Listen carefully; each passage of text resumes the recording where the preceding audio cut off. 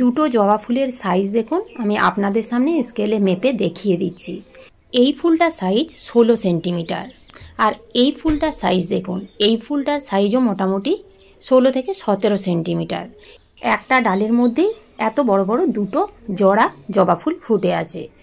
তো আপনারাও যদি জবা ফুলের গাছ থেকে এত বড় বড় সাইজের জবা ফুল ফোটাতে চান, গাছের গ্রোথ সুন্দর রাখতে চান, গাছের পাতা সবুজ রাখতে চান, তাহলে আজকের আমার তৈরি করা এই খাবার গাছের মাটিতে প্রয়োগ করে দেখুন। এই তরল খাবার প্রয়োগ করে আপনারাও কিন্তু আপনাদের জবা ফুলের গাছ থেকে এত বড় বড় সাইজের ফুল ফোটাতে পারবেন, গাছের গ্রোথ সুন্দর রাখতে পারবেন এবং গাছের পাতাও কিন্তু চির সবুজ রাখতে পারবেন। এই খাবার তৈরি করতে কিন্তু কোনো রকম ঝামেলা নেই। সামান্য কিছু জিনিস দিয়ে আপনারা খুব কম পরিশ্রমের মধ্যে এত সুন্দর জৈব তরল সার তৈরি করে গাছের মাটিতে প্রয়োগ করতে পারবেন। ভিডিওটি সম্পূর্ণ দেখলে আপনারা কিন্তু বুঝতে পারবেন এই জৈব তরল সার আপনারা কি কি উপাদান দিয়ে তৈরি করতে পারবেন, কতদিন অন্তর গাছের মাটিতে প্রয়োগ করতে পারবেন এবং গাছের মাটিতে প্রয়োগ করলে কি কি উপকার পাওয়া যাবে সবই জানতে পারবেন। ভিডিওটির সাথে থাকুন। নমস্কার বন্ধুরা, আমি সোনালি আর আপনারা দেখছেন সোনালিস গার্ডেন। যখনই আপনারা নার্সারিতে গিয়ে জবা গাছ কিনবেন, অবশ্যই হাইব্রিড ভ্যারাইটির জবা গাছ কিনবেন। এখানে আপনারা যে গাছটা দেখতে পাচ্ছেন হাইব্রিড পুনে ভ্যারাইটির গাছ। তো দেখুন গাছে কত পরিমাণ কুড়ি আছে এবং ফুলের সাইজ যথেষ্টই বড়। শুধু হাইব্রিড গাছ কিনলেই হবে না, সঠিক সময়ে সঠিক খাবার প্রয়োগ করতে হবে এবং বেশ কিছু পরিচর্যা করতে হবে। তাহলেই কিন্তু আপনারা এই রকম গাছ ভরা ফুল পাবেন এবং গাছের গ্রোথ সুন্দর রাখতে পারবেন। আপনারা এখানে দেখতেই পাচ্ছেন আমার এই জবা গাছটা কিন্তু 10 কেজির একটা চালের বস্তার মধ্যে লাগানো আছে। যে টবে বা যে পটে বা যে কোনো জায়গাতে আপনারা গাছ লাগান না কেন, গাছের মাটি যদি সুন্দরভাবে তৈরি করতে পারেন তাহলে সমস্ত জায়গাতেই কিন্তু খুব ভালো গাছ হবে, তা বস্তার মধ্যেই হোক বা টবের মধ্যেই হোক। তাই যখনই আপনারা গাছ প্রতিস্থাপন করবেন অতি অবশ্যই সুন্দরভাবে মাটি তৈরি করে গাছ প্রতিস্থাপন করবেন। আপনারা মাটির সাথে কিছুটা পরিমাণ নদীর বালি, ভার্মি কম্পোস্ট কিংবা পুরনো গোবর সার, তার সাথে কিছুটা পরিমাণ যদি সম্ভব হয় কোকোপিট দিতেও পারেন, আবার নাও দিতে পারেন। প্রত্যেকটা উপকরণ খুব ভালো করে মিশিয়ে নেবেন, তারপরে আপনারা গাছ প্রতিস্থাপন করুন। গাছ প্রতিস্থাপন করার আগে অবশ্যই আপনারা টবের ড্রেনেজ সিস্টেম সুন্দরভাবে তৈরি করে নেবেন। টবের ড্রেনেজ সিস্টেম যদি সুন্দরভাবে তৈরি করা না থাকে তাহলে কিন্তু গাছের ক্ষতি হতে পারে। গাছ প্রতিস্থাপন করার আগে টবের ড্রেনেজ সিস্টেম যদি সুন্দরভাবে তৈরি করা থাকে তাহলে আপনি আপনার জবা গাছের মাটিতে যতই জল দিন না কেন, টবের মধ্যে জমে থাকা অতিরিক্ত জল সেই ড্রেনেজ হোল দিয়ে হু হু করে বাইরে বেরিয়ে যাবে। এখন দেখে নেওয়া যাক জবা গাছ থেকে বড় সাইজের ফুল পেতে গেলে এবং গাছের গ্রোথ সুন্দর রাখতে গেলে আমরা যে খাবার গাছের মাটিতে প্রয়োগ করব সেই খাবার কিভাবে তৈরি করব।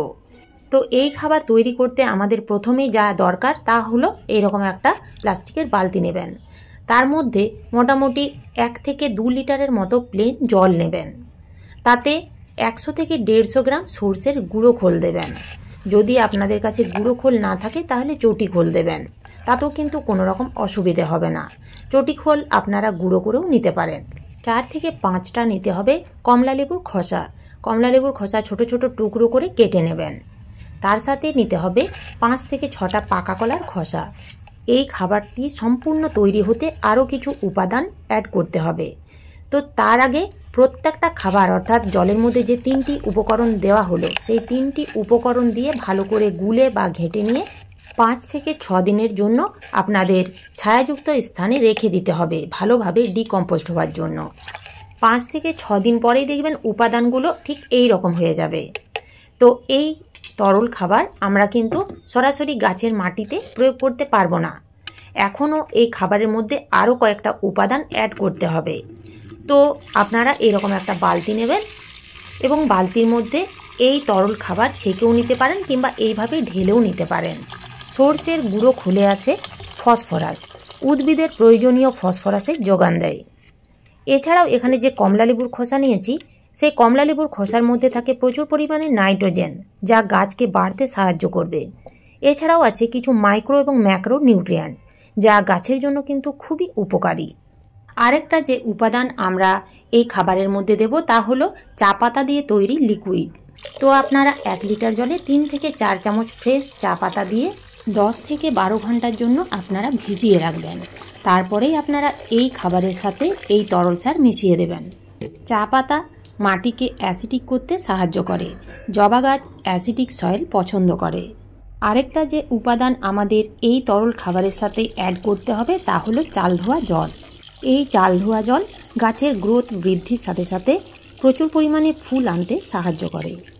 সবশেষে আমরা এই খাবারের মধ্যে যে আরেকটা উপাদান অ্যাড করব তা হলো এপসাম সল্ট অর্থাৎ ম্যাগনেসিয়াম সালফেট। এপসাম সল্ট গাছে ব্যবহার করলে ফুলের আকার বড় করতে সাহায্য করে এবং ফুলের রং ধরে রাখতেও সাহায্য করে। এছাড়াও গাছের গ্রোথ বৃদ্ধি পেতে, গাছের পাতা সবুজ রাখতে এবং চকচকে রাখতেও সাহায্য করে। প্রত্যেকটা উপাদান দিয়ে দেওয়ার পরে আপনারা কিন্তু একটা লাঠি দিয়ে খুব ভালো করে গুলে নেবেন বা ঘেঁটে নেবেন। এই খাবার আমরা সরাসরি গাছের মাটিতে প্রয়োগ করব না। তো এই খাবারের সাথে আরও এক্সট্রা প্লেন জল মিশিয়ে নিতে হবে। তো এইরকম একটা প্লাস্টিকের বালতিতে আমি 5 লিটার প্লেন জল নিয়েছি, তার সাথে পুরো এই তরল খাবার মিশিয়ে দিলাম। তো দেখুন গাছের জন্য কিন্তু একটা কমপ্লিট খাবার রেডি হয়ে গেছে। এখন আমরা এই খাবার প্রত্যেকটা জবা গাছের মাটিতে দিয়ে দেব। কতটা পরিমাণ দেব গাছ অনুযায়ী বা টব অনুযায়ী এই খাবার প্রয়োগ করতে হবে। একটা 10 ইঞ্চি টবের জন্য আপনারা 150 থেকে 200 ml পর্যন্ত এই খাবার দিতে পারবেন। বড় টব হলে বা বড় গাছ হলে পরিমাণ বাড়িয়ে দেবেন, ছোট টব হলে বা ছোট গাছ হলে পরিমাণ কমিয়ে দেবেন। এই খাবার আপনারা এমনভাবে প্রয়োগ করুন যেন ড্রেনেজ হোল দিয়ে বাইরে বেরিয়ে না যায়। এই তরল খাবার আপনারা কিন্তু দেশি জবা ফুলের গাছেও দিতে পারবেন। এখানে আপনারা দেখতেই পাচ্ছেন এত ঠান্ডার মধ্যেও কিন্তু দেশি জবা ফুলের গাছের প্রত্যেকটা ডালে অসংখ্য কুঁড়িতে ভরে আছে। তো এই খাবার আপনারা দেশি জবা ফুলের গাছের মাটিতেও দিতে পারবেন। এই খাবার আপনারা মাসে 2 বার অর্থাৎ 15 দিন অন্তর দেবেন, তার বেশি কিন্তু দেবেন না। এই খাবার মাত্র একবার প্রয়োগ করে দেখুন, যথেষ্ট পরিমাণে কুঁড়ি আসবে এবং ফুলের সাইজ কিন্তু এতটাই বড় হবে, কারণ এই খাবারের মধ্যে সমস্ত রকমের পুষ্টিগুণ আছে।